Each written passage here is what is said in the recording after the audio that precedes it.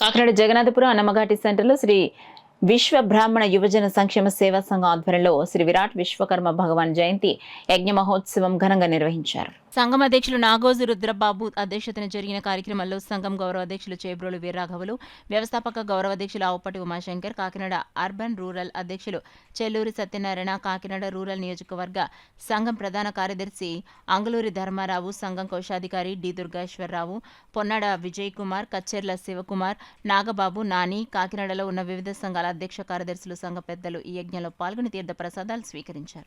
జగన్నాథపురం శ్రీ విశ్వబ్రాహ్మణ యువజన సంక్షేమ సేవా సంఘం ఘాటీ సెంటర్ ఈరోజు విశ్వకర్మ జయంతి సందర్భంగా మా పెద్దలు టౌన్ పెద్దలు అందరూ కలిసి ఇక్కడికి వచ్చి ఇచ్చేశారు. అందుకని ఈ విశ్వకర్మ జయంతి మాకంతా కూడా బాగా జరిగింది ఈ సంవత్సరం. ఇక ముందు ఇంకా బాగా చేసుకోవాలని కోరుకుంటూ, సృష్టికి శూన్యంలో ఆదిమూల భగవంతుడు ఎవరైనా ఉన్నారంటే సూర్యచంద్రుల కన్నా అష్టదిక్పాలకులని కూడా ముందు శూన్యంలో ఉద్భవించినటువంటి ఓంకార స్వరూపుడే మన విశ్వకర్మ భగవాన్ వారు. ఈ యొక్క విశ్వకర్మ భగవాన్ వారు కేంద్ర ప్రభుత్వం వారు నరేంద్ర మోడీ గారు కూడా గత సంవత్సరం నుండి కూడా అధికారికంగా ప్రతి ఆఫీసులో కూడా గవర్నమెంట్ అధికారికంగా ఈ యొక్క విశ్వకర్మ భగవాన్ వారు జయంతిని చేయాలని సంకల్పించడం జరిగింది. అందులో భాగంగానే ఈరోజు కలెక్టరేట్లో కూడా కలెక్టర్ గారు మన శాసనసభ్యులు వనమాటి వెంకటేశ్వరరావు గారి సమక్షంలో అంగరంగ వైభవంగా కలెక్టరేట్లో అందరి సమక్షంలో వెనుకబడిన తరగతులతో పాటు మా విశ్వబ్రాహ్మణ సంక్షేమ సంఘంతో కలిసి ఉన్నతంగా ఎంతో ఆర్భాటంగా ఈ యొక్క కార్యక్రమం జరిగింది.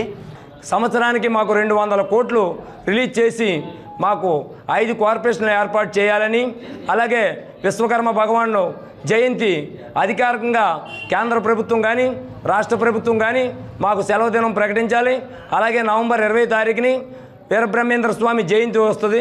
ఆ జయంతికి కూడా మాకు అధికారికంగా పూజా కార్యక్రమాలు చేసేలాగా సెలవు కూడా ప్రకటించేలాగా కాకినాడ నగరంలో ఈ శాసనసభ్యులు ఉమ్మడి కూటమి అధికారులను కానీ అందరినీ కూడా మేము విన్నవించుకునేది ఒకటే, కాకినాడ నగరంలో ఒక కాలజ్ఞాన సృష్టికర్త అయిన శ్రీమద్ విరాట్ పోతులూరు వీరబ్రహ్మేంద్ర స్వామి విగ్రహ ఆవిష్కరణ చేయాలని, అధికారికంగా వాటికి పూజా కార్యక్రమాలు అవన్నీ చేయాలని చెప్పి మేము అధికారులందరినీ కూడా కోరుతున్నాం.